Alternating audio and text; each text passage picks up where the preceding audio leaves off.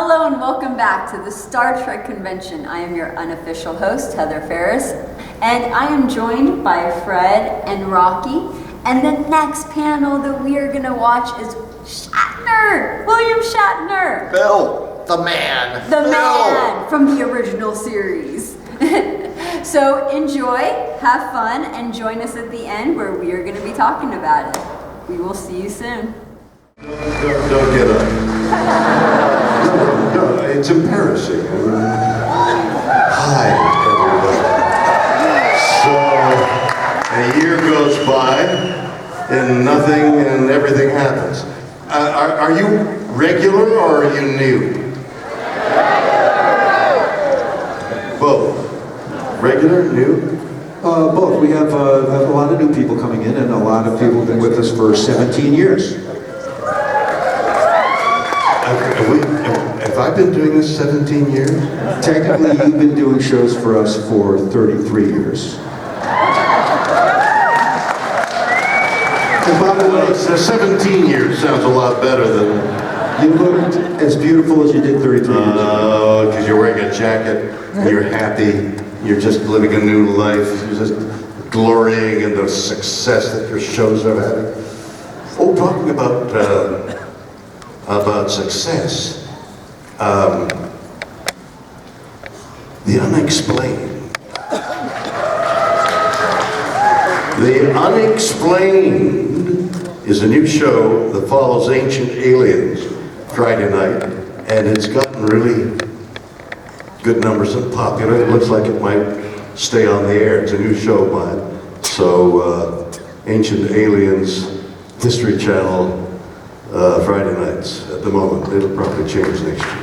How are you, everybody? What a good thing to see you.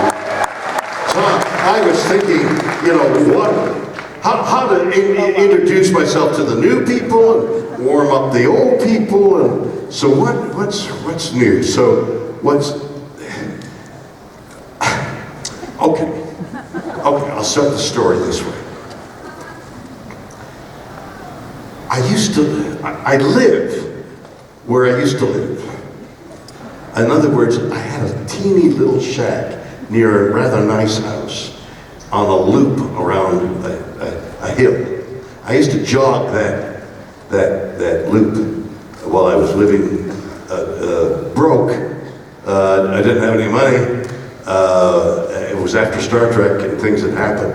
And I look at that house and I think, oh, wow, one day I would love to have that. And that couple of years went by and jogging around one day, because a neighbor said, you know, I think that house is for sale. I jogged up there, the guy said, yes, it's for sale. Then I jogged down to Century 21 where the house was listed, and I got into line, and years later I heard there was a guy behind me who was going to bid on the same house. I bid on the house, I got the house. So I got this old Spanish house that doesn't have any closet space, okay?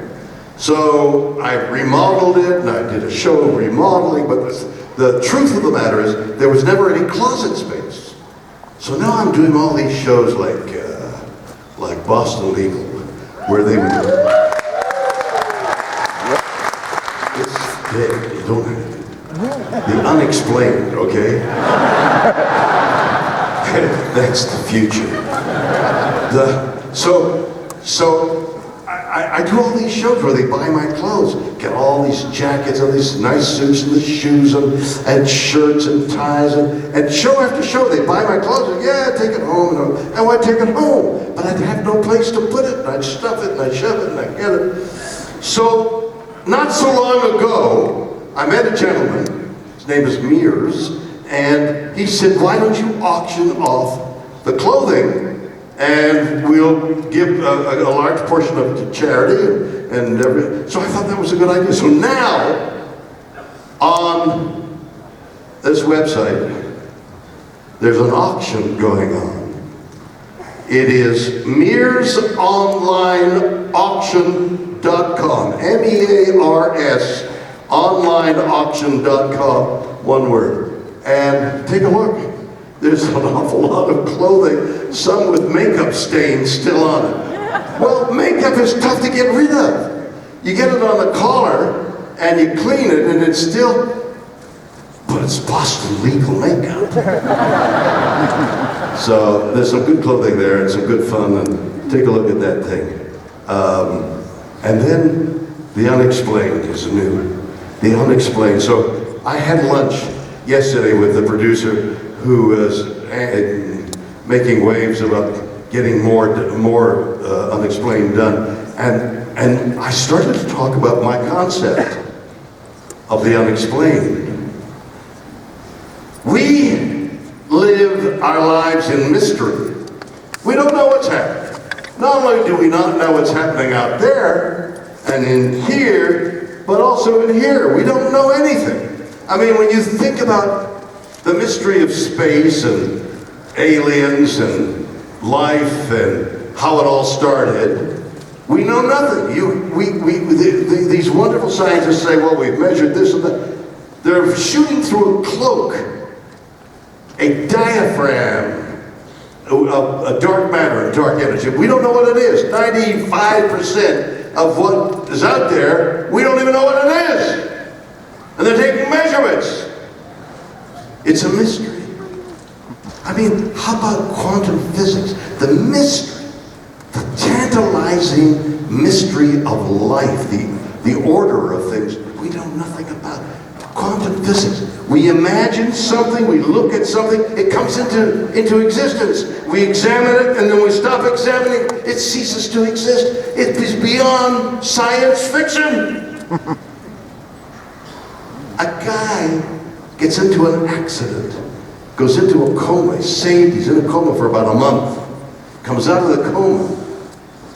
He has the ability to play the piano like a concert pianist. He never saw a piano before. What's going on inside our heads? The mystery. There's a group of Russian students some years ago went out to the mountains, a mountain range in Russia. They went and they were camping out, and they in effect disappeared until months later they were discovered by people trying to find them. And they were in the strangest positions. They had cut themselves out of a tent. They had run in the snow in their clothing that they were wearing, sleeping. They were miles apart. Their bodies were mutilated. There was no explanation. There still is no explanation. The events that surround our life are so mysterious. There's no explanation. We try, perhaps because I'm reading a book on the Nez Perce Indians who developed the Appaloosa horse. The Appaloosa was a horse was their riches, and the American government pursued the Pioneers to where they almost destroyed them.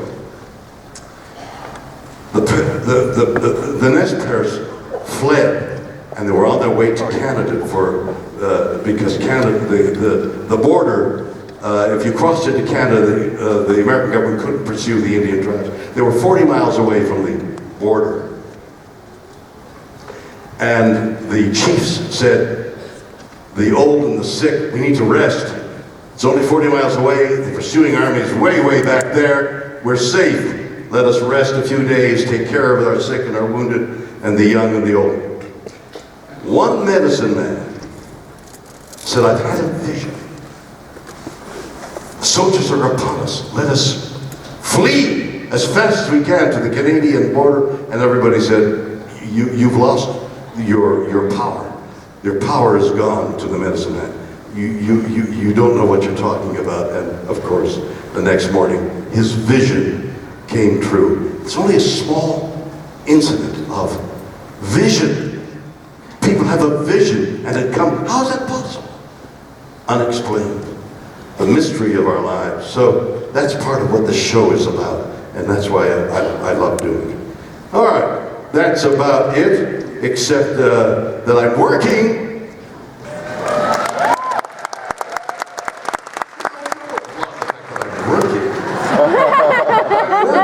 dot dot, ellipse, on a blues album.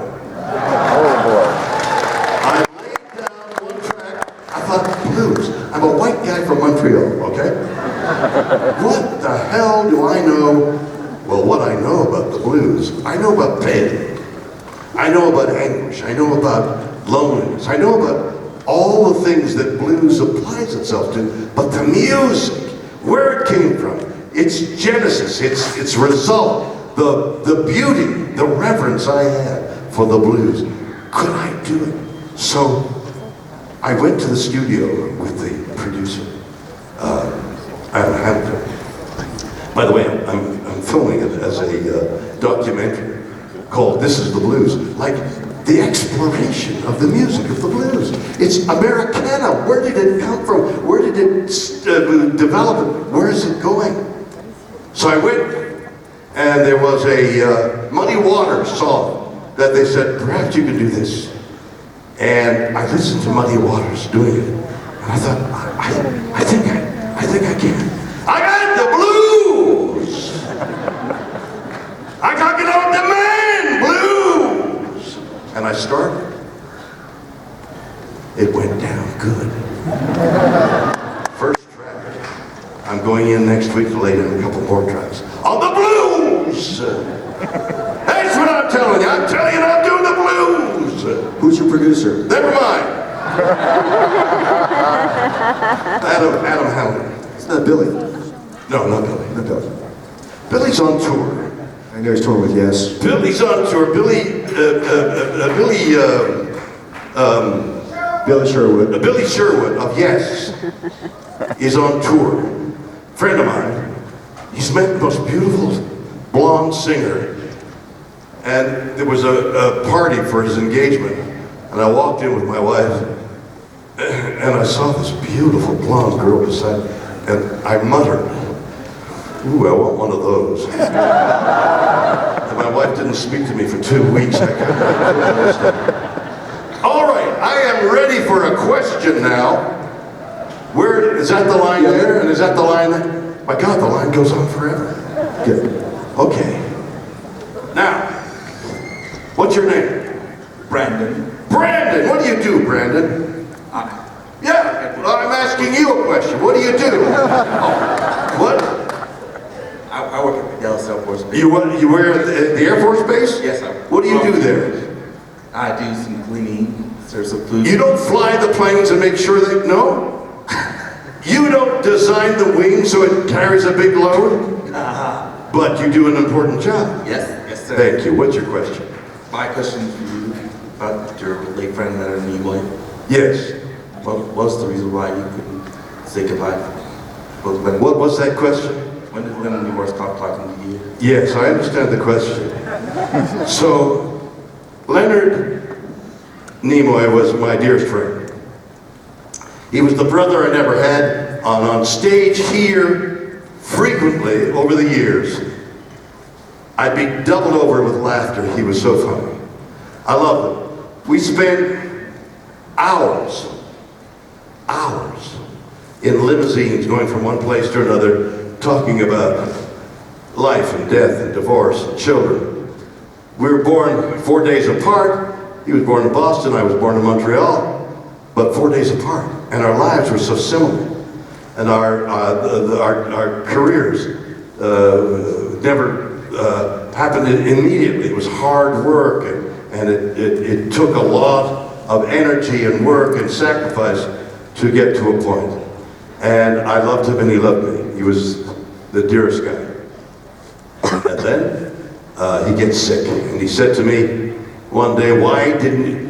We were in a limo years ago, I think shooting Star Trek. 4 actors going to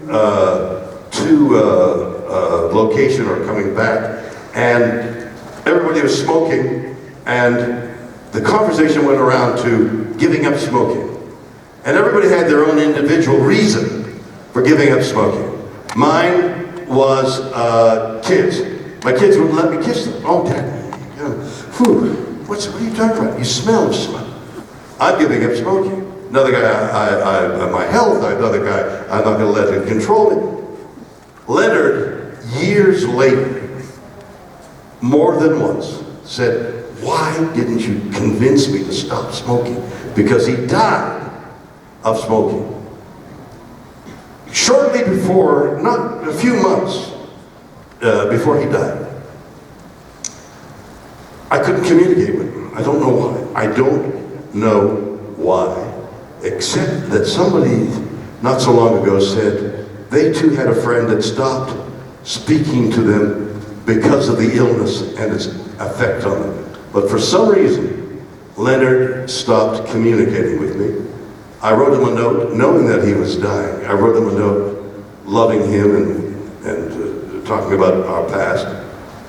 And then he died, and his funeral was on the day. And I had committed to going to a Red Cross fundraising event at Mar-a-Lago, if you will. This was years before Trump became president, and there were millions of dollars being raised, thousands of people going to attend, and I was one of the celebrities that they were coming to see.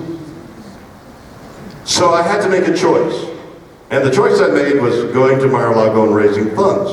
What I said to the audience at that time was that Leonard's funeral was tomorrow and I couldn't make it. And the reason I'm here is because Leonard's name, my name, anybody famous fades from view, either an hour after they're dead, a week, a month, a year maybe.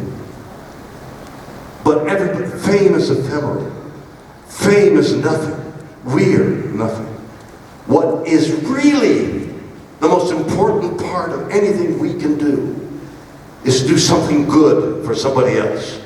That act of doing, whether it's giving money or sacrificing yourself in some manner, that act of doing something good for somebody else reverberates for the rest of time.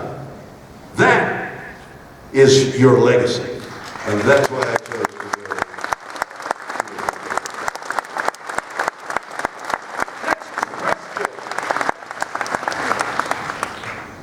We tried at your game once. We tried what? Are you game for a rematch? I'm Louis Brandmeier. You roasted me here last Yes, and Good to see you. let's do it again. Man, I'm so excited. No, not right now. What's your question? So, you helped me to launch a public speaking Yes. company. Thanks to the... Speak a little, hold the microphone up a little higher. There you go. So, First thing in public speaking, God bless you, Will. we've got to be heard. Of course. Yes. If they don't hear you in public speaking, you're speaking and it's not public. And the other thing is don't talk about the other person. Well, two people are talking, nobody's understood. That's the other. You learned that by watching CNN.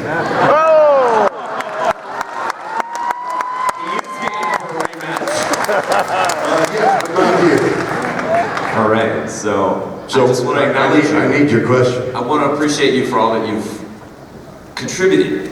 Well, Not just the that's a statement. I need a question. but like the sense of wonder and the deep empathy that you Please, have, yes. you just showcased. Yes. Like that is who I am in the world. That's what I'm committed to being in the world. But My question. But the question is, why are you like that?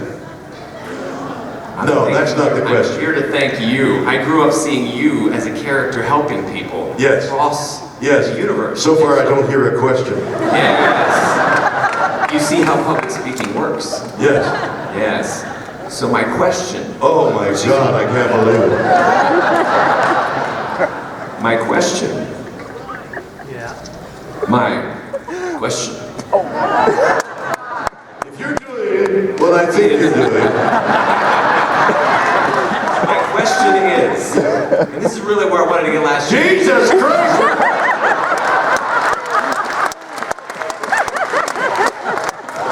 The essence of Star Trek being compassion and Yes. empathy.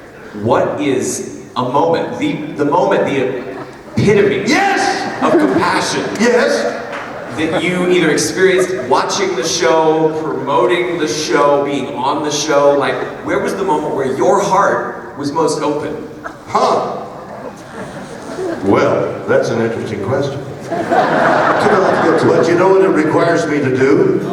To remember something 50 years ago. And what's the little gland that, what's the gland inside your memory?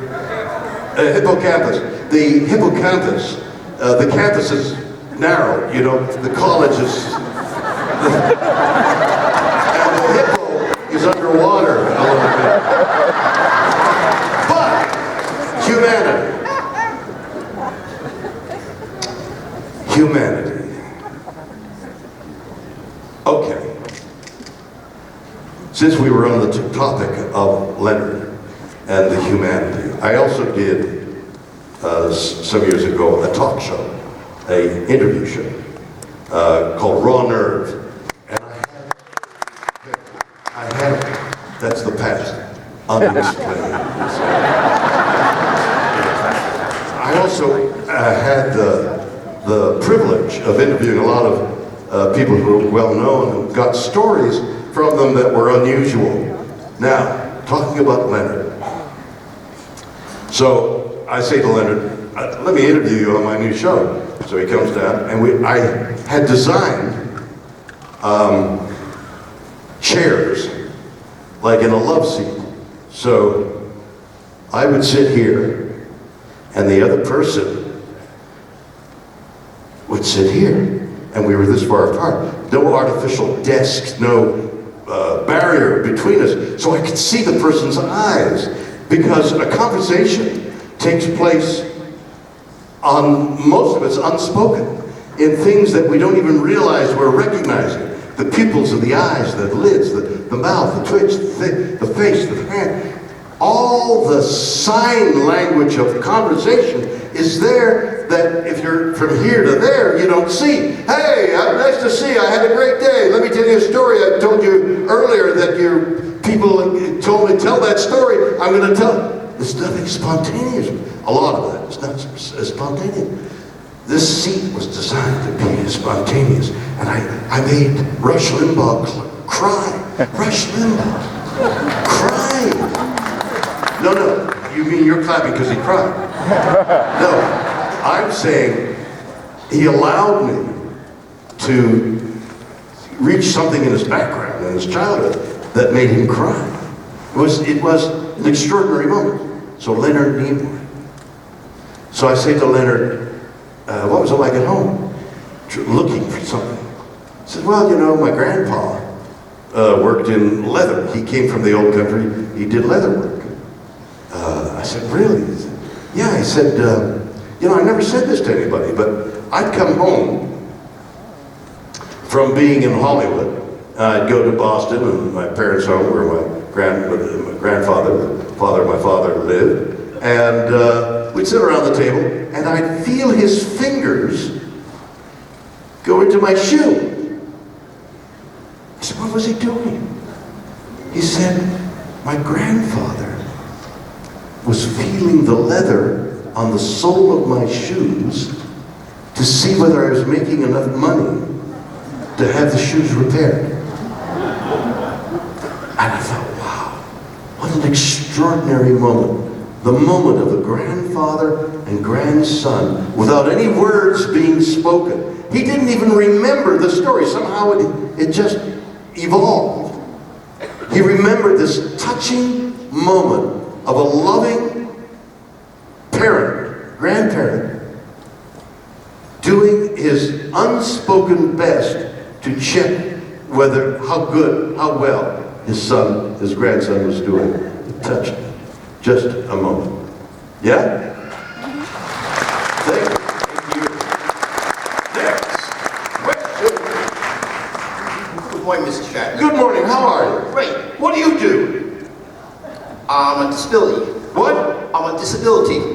A facility? No, disability. You're on disability. What's your disability? I got bipolar and tardive dyskinesia. Wow. Are you managing it? As best I can, like Will Wheaton and everyone else. It's a day-to-day struggle. You gotta just deal with it, and good days and bad. How are you doing today? It's a great day. How is this event affecting you? It's a great day. Great. We're so glad to see you.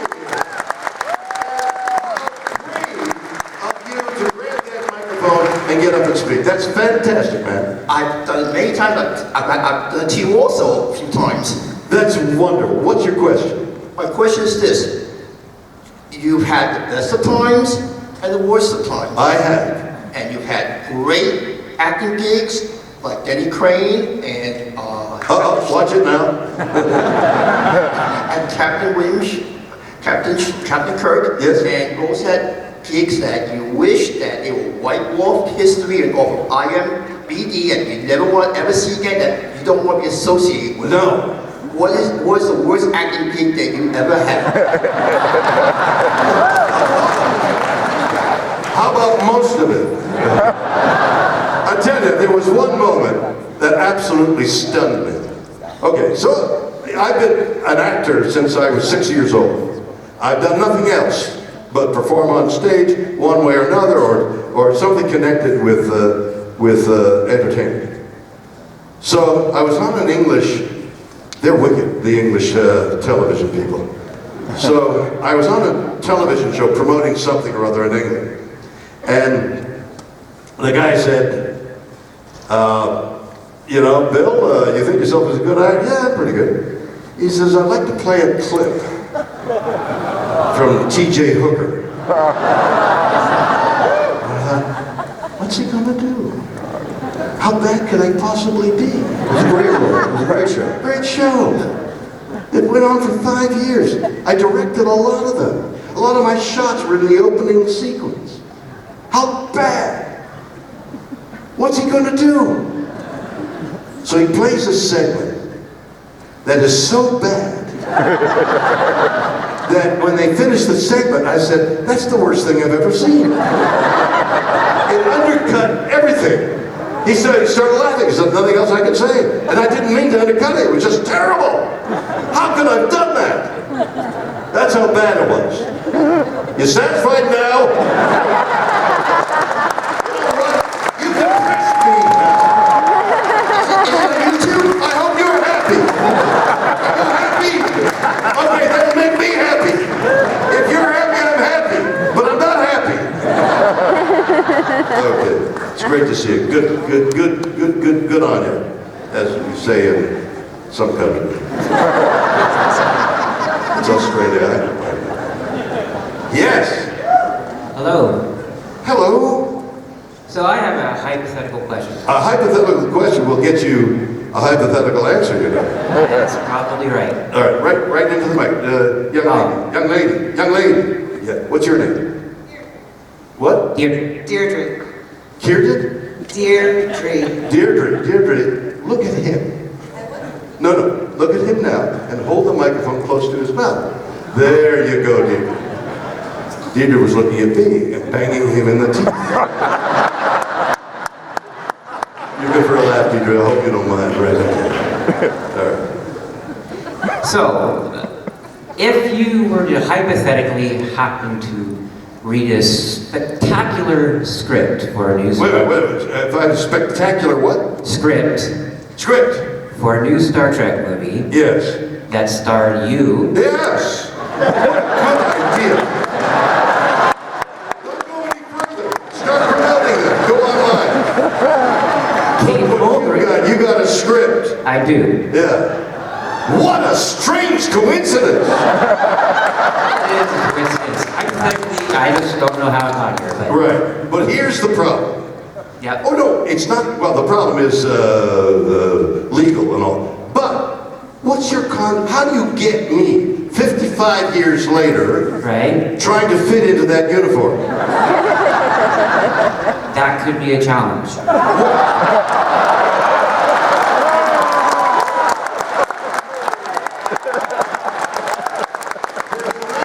Law where the guy asking the question can't be funnier than the guy answering.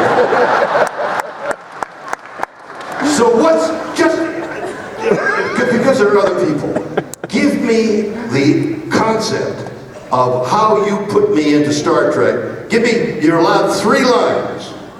Okay? You're selling me, you're literally selling me the project. Yep. I've got so many appointments, I've got so many people, give it to me in 3 lines. What's the concept? So I don't resurrect you. You don't resurrect me? So you talked about your show, The Unexplained, and how there's so much mystery. And so what I do with you is I don't... That's 2 lines. So you come back in a way, and I don't want to spoil it for everybody here. I want you to read it. No! You failed to sell me the project. Everybody in show business here who has a project to sell goes in front of the people who can buy, and you have to sell it. You have to say, here's what the idea is. Like, for example, I'm going to give you an example. The Los Angeles Police Department and I have a wonderful relationship. Having played a cop for those 5 years, I got to know a lot of policemen. And they like me, and I admire policemen who devote themselves you got the idea. So, I had heard that there was a trove of untold stories that the police department had, and through a series of things, I was able to get a letter which gave me the unique ability to go into that treasure trove of LAPD stories. Untold stories of the LAPD is what I'm trying to sell to a network right now. Okay? I had to go, and I do this on a regular basis, some idea that I have that I think I prepare film, I prepare written material, I come in with 1 or 2 people, and I have to sell that idea like I gave you a chance. And you didn't sell it. So what you've got to do is work up the sales pitch. You've got to attract my attention. You don't come back. No. I'm telling you that you don't come in and say, well, I can't tell you. You have to say, this is the idea. You come back, you gotta grab me and make me pay attention. And you didn't do that. Do I get a second chance? No. What's your question? Mr. Shatner, it was on page... You're all in white. Are you trying to attract attention? You've got my attention. Cool. I mean, if I got yours, that's all I need. But, what do you think? It was on page... Why are you dressed up? Just to be kind of cool. I mean, white is cool. I hope so. And you're wearing a necktie, but it's hot outside. Not here. You're right. Anyway, it was on page 139 of your book, Live Long and ... Yeah, where it says the man then adjusts the accelerator. That sentence there on 139? By the way, it's your best book as far as, Thanks. that I've ever read. And have you read them all? What's that? Have you read them all? Then how do you know? You like that book? It was great. Okay. And on page 139, you told us about how you once did a James T. Kirk stand-up comedy routine. I know. And, I'd never heard of it before. I mean, well, it's purposely hidden. It was so bad. No, you talk about bad things. I forgot to tell him that the other guy what was the worst thing? That was the worst thing I've ever done. So here's the idea. What you have a question about it? Was it during the 80s or No. the 90s? No. Were you wearing your Star Trek uniform? No. None of the above. You want to hear about it? Okay. Sure. So the comedy club says, would you like to do a stand-up comedy routine? And I'm thinking, stand-up comedy is where it really is, where the great art really is. That's great stand-up comedy. Distilling, wherever the gentleman went, distilling the joke into a couple of lines. So that he's holding your attention. He's amusing you with observations and cleverness. Stand-up comedy is the great art, okay, of communication. So I said to the guy who was heading up the comedy club, I got a great idea. Captain Kirk, it was the height of Captain Kirk thing. Well, of course, you're here to see Captain Kirk, so I mean, it still is, right?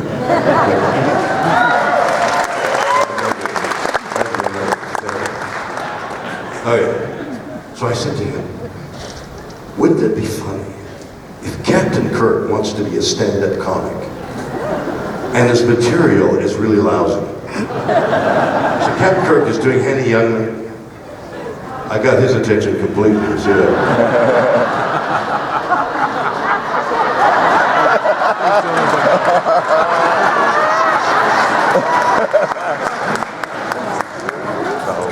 Got him. He'll never forget this embarrassing moment. So I said, wouldn't it be funny if Captain Kirk had a lousy comedy routine?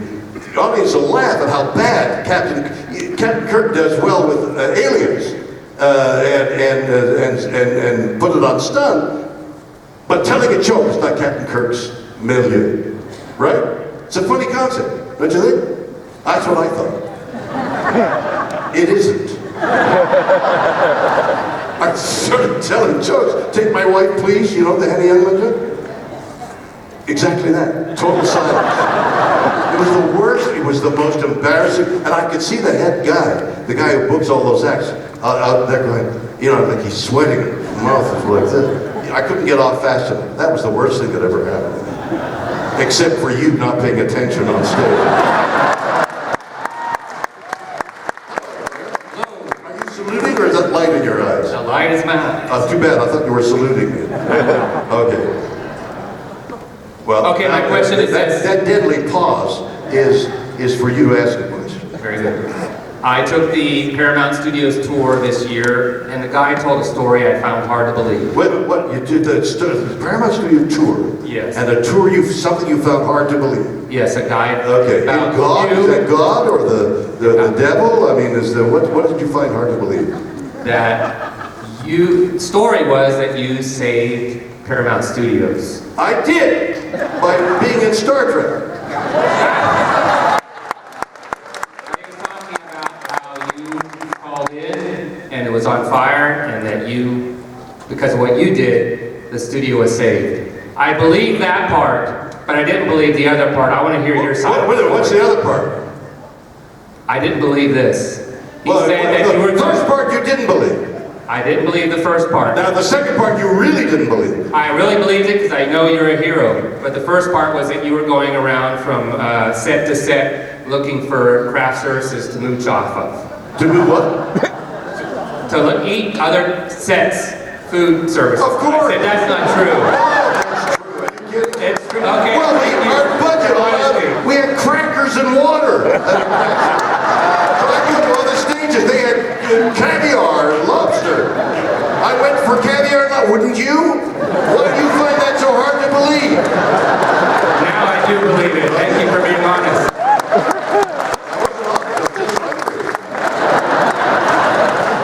So what he's talking about is, I think it was a police show, Hooker, T.J. Hooker. I think it was T.J. Hooker. I was doing T.J. Hooker. I had signed a contract to appear on T.J. Hooker for 5 seasons, something like that, 7 seasons. And I had to be there on a certain date.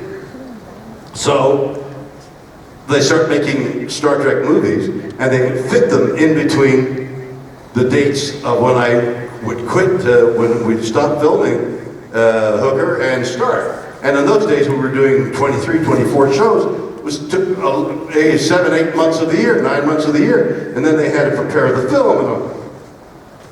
So now, that was a bell. Did anybody else hear that? Did you see the Brody fight the other night? An incredible fight. Okay. Well, I mean, there's the bell. Come on, fight it. Right, well, I'm here. So, I've got a deadline. The movie's supposed to end on Wednesday, and on Friday, I begin shooting teacher. Like a day or two. And if I'm late, if I'm not there, I'm in breach of contract, and they can do anything. They could do anything. I gotta be there. So now I come in one day, and I smell smoke, and I said, "Stand smoke. I think the set that we're going to shoot on this morning is on fire." I said, "What?" And I ran out of makeup. I got to the stage door to open the door, and this waft of smoke. My God, the set's on fire! Oh my God, they're going to have to delay production. Oh my God, I'll never make the T.J. Hooker thing. I'll be sued. I'll be in jail. I grabbed a garden hose. And I ran into the stage, and I was pouring water on something that was flaming, probably a light or something, on the set. I'm trying to douse it, and smoke is billowing out. What I found out later was, the sets in those days, and I don't think it's the same now, was made of plastic material that's poisonous to breathe. And I'm trying to piss on this fire. Yes, and I put it out, the firemen came, they ran in, and took me out, and bathed me, cuddled me, you put the fire out, thank you so much. Are you paying attention? I'm paying attention. That actually reminded me of somebody who used to torture on sound stages. The what? D. Kelly. How you used to torture him. Oh, D. Kelly, I Craft heard all service. the time. Yeah. I had to appear. I had to appear when I was shooting Boston Legal. I got an invitation to go and drive a NASCAR in North Carolina at the NASCAR thing. Come and drive. Now I have worked very hard at driving fast cars. My family won't drive with me, by the way.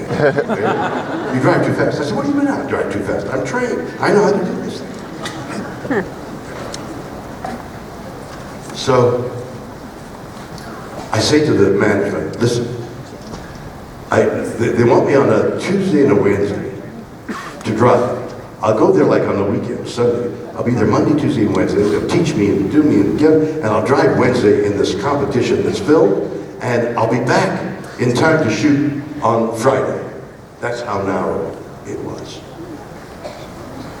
So they say, all right, but if you're not back by Friday, you could be sued for a lot of money because you're going to hold up production. I'll be back. So they give you a 2-day course on what to do and what not to do, especially what not to do. There's the bank, it's a cement bank up here where if you hit it, you crash and you die, like, what's his name did, who hit the, Earnhardt died. Dale Earnhardt, a senior. Senior. Yeah. You're up.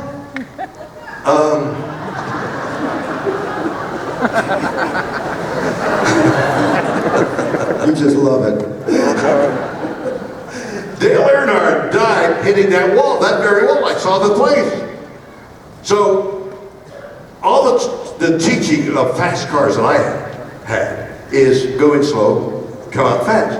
You follow the line where you're going, you drift a little, and then you accelerate out. Slow in, fast out, slow in, fast out. Not in a NASCAR! In a NASCAR, they've got a dam on the back, on the trunk, which, as the wind comes over the hood, suppresses the rear end. So everything you've been taught intuitively, driving a car, you're going to skid the car, you're going to move the car around, you feel, all that's gone. It sticks like glue. The faster you go, the more it sticks, but it's counterintuitive. I was vying with 2 other people. 2 people, there were 3 of us in the car. There weren't enough cars to go around, so they had 3 people in the car. They would set the car up for each individual, and then a process of elimination, 1 person had to go. 2 people in a car. So you had to go at 190 miles an hour. 190 miles an hour around the curve was the tipping point. And I couldn't. So the 2 others were well-known athletes, and they're 6'6", and the seat was way back, and the fitting, and the steering wheel was way back. I get in the car. No, they were 6'6", I'm 6'3". I was 6'3", okay? You shrink a little. You shrink wrap. Time shrink wraps you. You know how you can put clothes and suck the air out of something or other, and it compresses everything and it gets smaller? That's what time does to your body. It shrink wraps you. It sucks the air out to get smaller. I was 6'3". Okay, so I can't reach the pedals, I can't reach the steering wheel, and I can't reach the back. And it's 1 o'clock in the morning, and the windshield is dirty. And I have to go 190 miles an hour. Where Dale Earnhardt, right over there, died. I'm going around, I approach the turn, and I slow down. First time. Second time, second shot. Yeah, I slow down. Third time, I quit for it. I've studied judo, okay? Karate.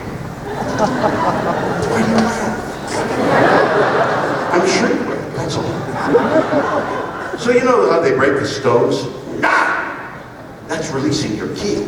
Nah! Ka! That's what it is.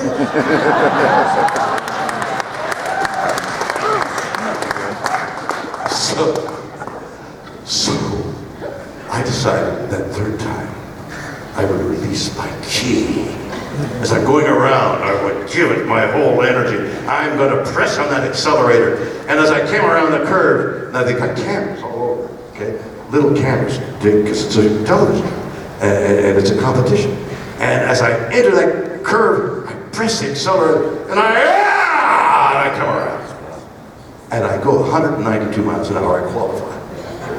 Except, during those 2 days, they said, there's this white line down there. If you cross the white line, because you're up here, but you can't go down there. Somewhere, I crossed the white line. But I'd gone 192 miles an hour. So when I arrived at the finale, they said, Greg, and I got applause. And then somebody came over and said, you're disqualified. Which was perfect, because they sent me home and I made it on time.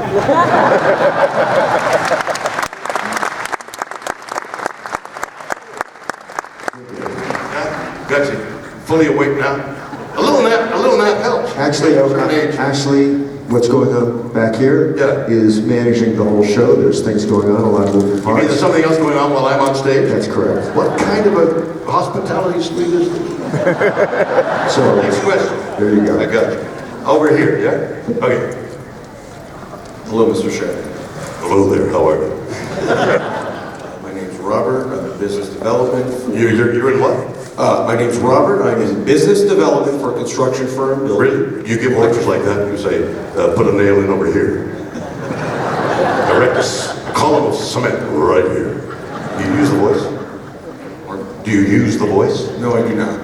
Do you talk about the business?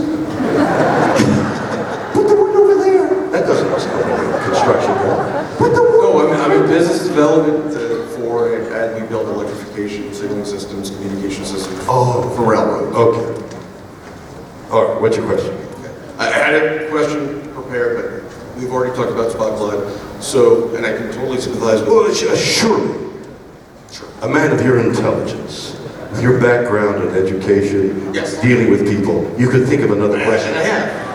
Another question other than the question that was already disposed. Yes, sir, I have. Okay, I'm sure you can do it. I'll help you if you need me.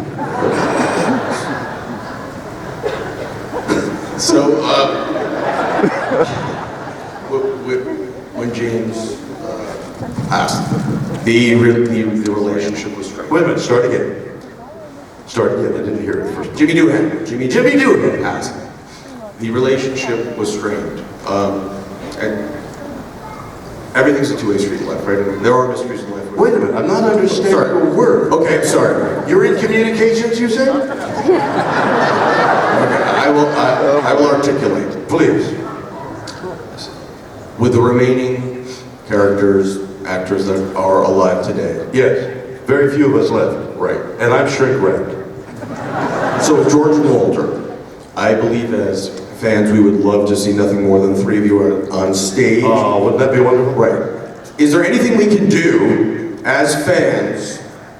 Any suggestions? Maybe have a nice group therapy session on stage for next year. I think that would be groundbreaking. Me to subject myself and we could have double those two guys. You want me to get on stage with those two guys after what they've said to me about me for years? Is that what you? I do not want you to suffer. No, I love you. No. I mean, this is me. This is what who I am. Well- why would they denigrate me for all these years? I don't know why. I have no idea. I don't even know them. I know. I don't know them. I 50 feel years they're ago- very jealous. 50 years ago, I worked a day or two with them a week. Yes. I don't know who they are. Well, that's They've true. spoken badly about me for 50 years. Why would I get on stage and subject myself to that? Would you? Well, you did. Would you? You did do the roast. You did do the roast. Would you? Would you? Maybe if I was paid enough. I don't know. Oh! I have to define enough. Exactly. There you go. So, no. Perfect. Good answer. Thank you.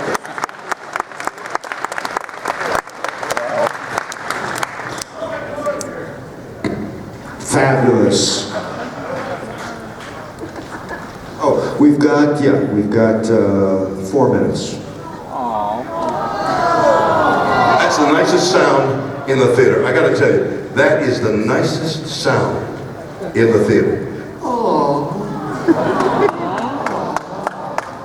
Please. Hi, Bill. Hi, how are you? I'm good. How are you? So you have many amazing qualities, but one of which that you Start to get slow. have many amazing qualities. Oh, I do? You do. Thank We all know you. you. Would you care to enumerate any of them? Okay. Gorgeous. That's a good quality. I'll take that. And shrink wrapped. Wait till they blow me up. So, but my question is, one of your qualities that intrigues me the most is Yes, what's intriguing? That's a beautiful English word, by the way, isn't it? What's the equivalent? What part of Asia do you come from? China. Give me a Chinese word that is as beautiful as the word intriguing.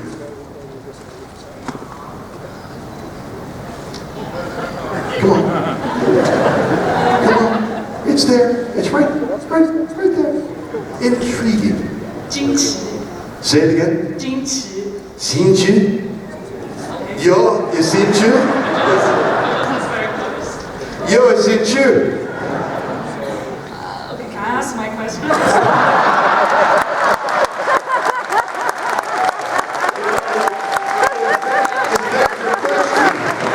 No, you may not. How's that? It was like the guy with the genie with the... Okay, what's your question, sweetie? Okay, so how can you stand social media like no one else? How can I what? How can you stand social media like no one Oh, else? social media. What's your true feelings about Twitter anyway? Social media is the new thing, right? I mean, well, it's now the old thing.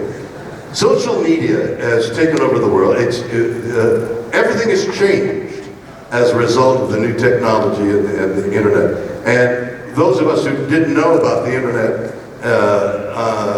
until it arrived, and social media, and the fact that your phone is your lifeline, it's totally foreign and needs to be examined. The same way, I'm entering into the electronic world, blockchain. You know what blockchain is? Okay.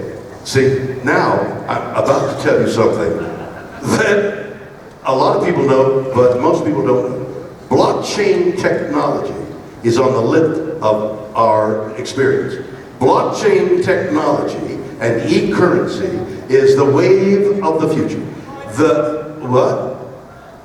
Yes, somebody had something intelligent to say at last. So there's a whole... So social media came about, and now blockchain technology is out there. Another whole, like, what is that? And it's all electronic, and it's electronic banking, and it's electronic currency, and it's business done on the internet. And that's essentially what the blockchain, being the ability to follow all that. So if you have a Bitcoin, you understand Bitcoin? You know Bitcoin? So Bitcoin follows, you follow a Bitcoin on blockchain technology. That's how it works. What I just said, I don't understand what I just said. No, I mean, there's a concept that you got to keep drilling. What is it again? So, social media is that. Netflix is where everybody's going, and the networks and the channels that we all look at most of us look at, are going downhill. That it is now people who are at their own leisure tune into what they want on places like Netflix. That's a dynamic that's happening right now. So I thought that I would try and stay in the forefront as best I could of the technology that's coming along.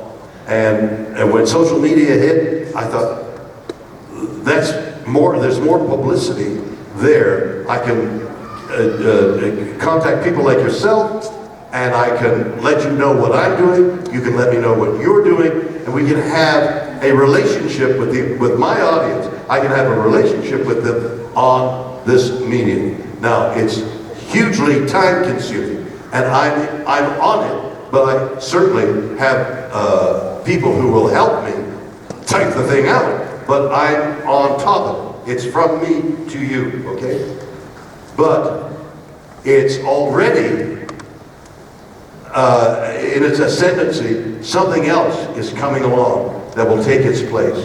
And I'm trying to stay in front of it, because what happens when you get older than, say, 25, is you think, oh, no, the telephone was much better. You know, when you could dial on the telephone, what is this thing in your hand? Okay, this thing in your hand, but you're doing too much. But it doesn't work fast enough. Now we're going to 5G. Now we're going into technology that is atomic, that is molecular. We're going into that area. Quantum is the next form of technology. Everything we are poised on the lip of technology that will change the world the way it's been changing so rapidly in the last 50 years. We're on the lip of all these changes, but none of it makes any difference if the world destroys itself.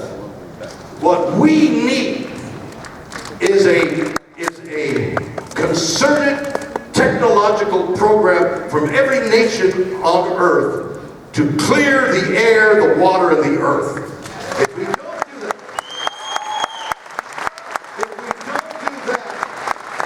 we're underwater in every sense of the word, okay? That's the message. We need every citizen of this country, of which I am a Canadian, and I'm saying, please help the world.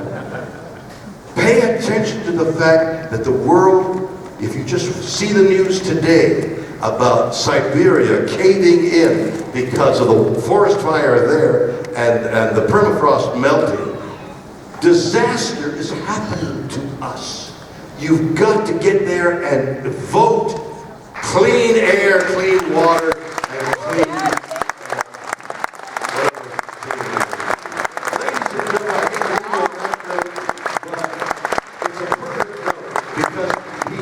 chance if you act now. Thank you so much for being here.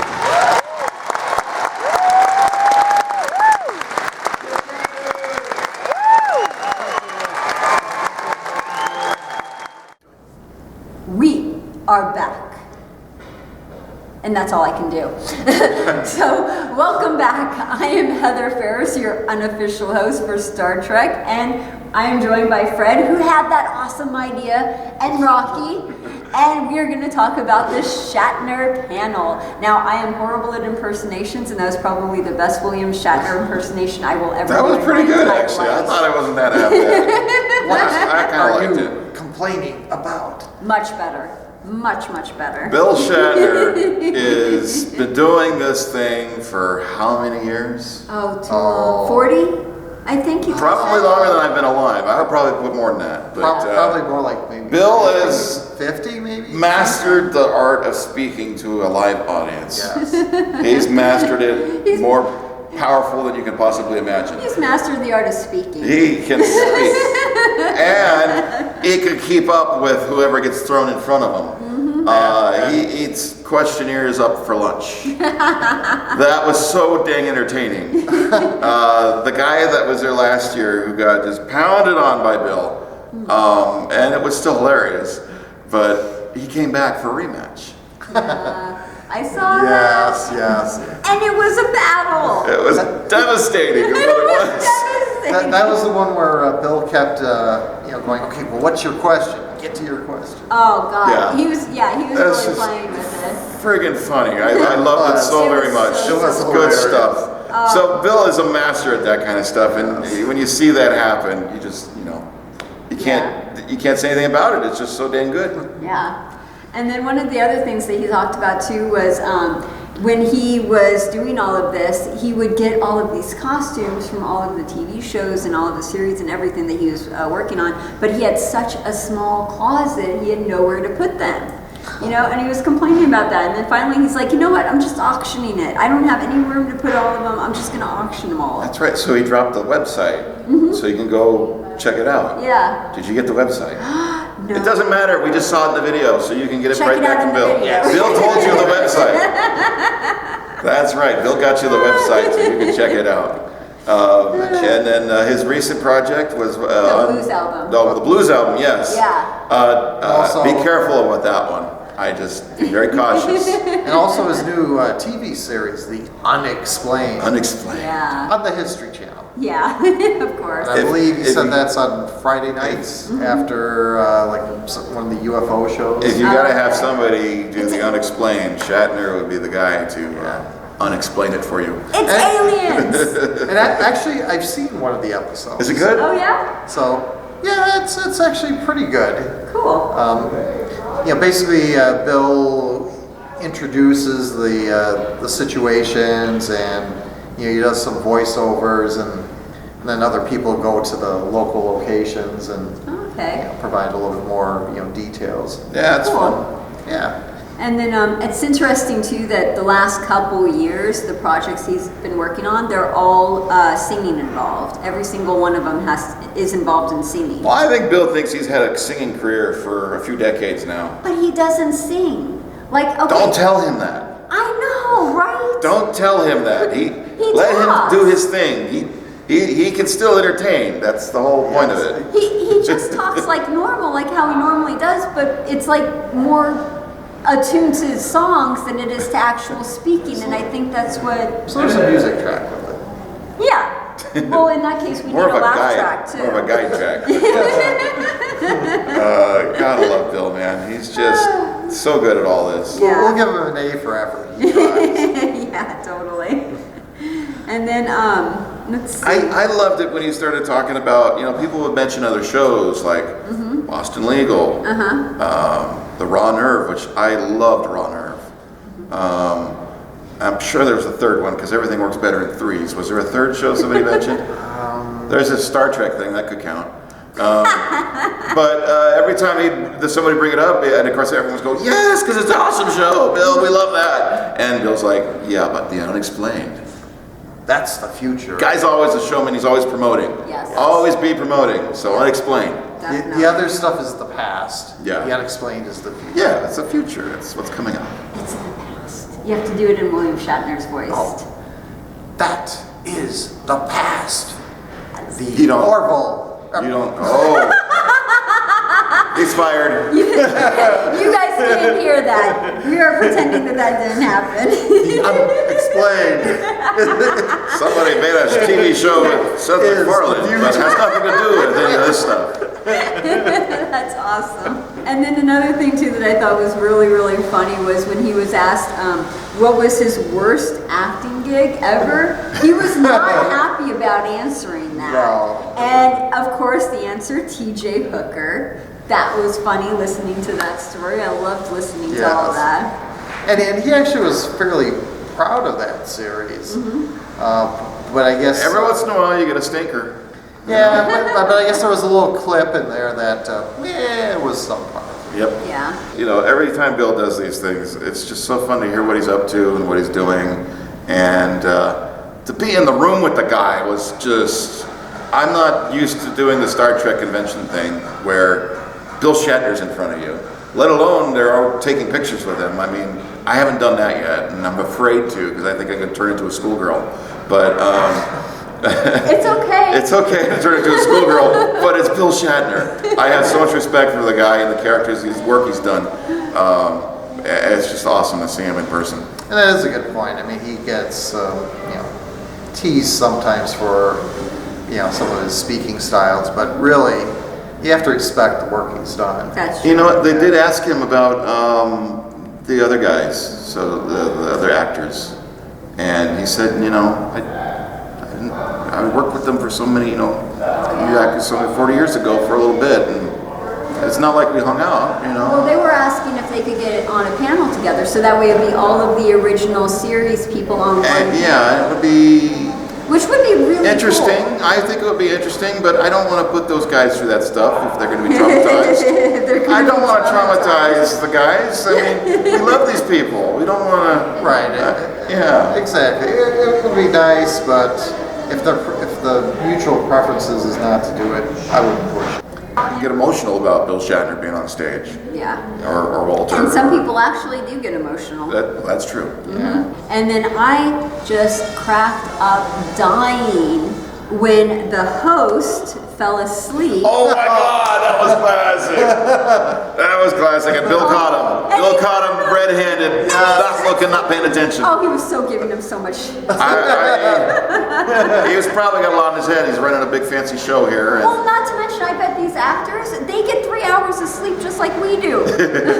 Like, these conventions, they go conventions from like... are, these suckers on? No, And totally. the Star Trek convention is not like normal conventions where you just have the day thing. They have like a morning thing, a day thing, an afternoon thing, a night thing, and it goes And into... you're also in Vegas, so if you're not there during the day or during the night, Yes. you're out doing whatever happens around here. So Yeah, so everyone's going to bed like 4 in the Whatever morning, happens around 5 here. in the morning. As a side, What happens here it stays here. I've heard that. but as side commentary, I have talked to a number of people here at the convention that feel that the convention schedule should accommodate the reality that people like to go out and maybe not start stuff till noon. Oh my God! You know please. Some of the things, I as a convention goer who has stayed up a little bit past their bedtime, the main hall doesn't start up until like 11 or something. 10 o'clock. No. Not all days. Please let me rant real quick. Go for it. Huge rant right here. Why have the costume contest and the photo? That was really early. At 9 a.m. It takes so long to put on the makeup and the costumes, especially when they're Yeah. full on, green. And they've been full on- partying up the night before. Yeah, Yes. that was really weird scheduling. I don't. They always do it that early? They always do it. Always. You gotta hand it to the real cosplayers. You guys are freaking nuts. No. Amazing. And wonderful. Amazing. Yeah, I mean nuts in a good way. I mean crazy good. Yeah. That's what I'm saying. That's just torturous. Guys are right badass. They go through all that. I think the people that have elaborate costumes, they must just not go out Friday night. Yeah, They might have to pace themselves. Yeah, you'd have to go to sleep early so you can get up early. And That do all might stuff. explain the looks, though, that we saw as they were walking in. Some of them were half dead, like,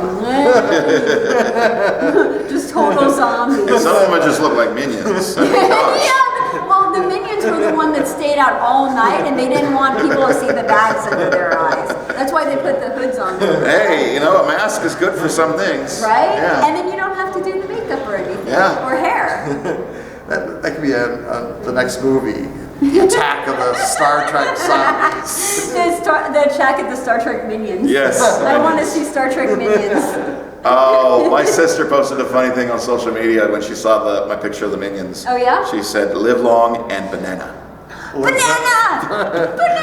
Wasn't that great? I love that. Yeah. That is so It's hilarious. perfect. We are actually starting to run out of time, so is there any other things that you want to talk about with William Shatner before we get going? There was one additional funny question I was asked where someone from the audience tried to pitch a movie idea. Ooh, yeah. Remember that? If you're gonna pitch Bill Shatner a movie, you gotta be on your A game.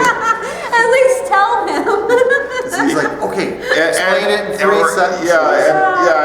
And then we're not gonna tell you that part yet because it's a secret. Like you gotta tell him. He's like, no, you pitch it. If Yeah. you're gonna pitch it, you pitch it. 3 lines, guy meets girl, girl kills guy, and Klingons arrive. I mean, you gotta make it, elevator pitch. They call it an elevator pitch for a reason. Yeah. To be quite honest, I did feel a little bit sympathy for the guy though. Oh, yeah. Because, I mean, you don't want to necessarily give away your idea in front of a large.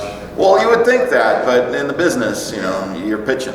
Yeah, So, and if that's the only way you could pitch to him too, Yeah. But I guess you could keep it fairly generic and Or just not give away a buy whole an lot. autograph and talk to him then. There you go. There you go. Well, that does it for this commentary and this panel. We hope you enjoyed, and we want you to come back for the next one. Hope to see you guys soon. Live long and prosper. Live long and prosper.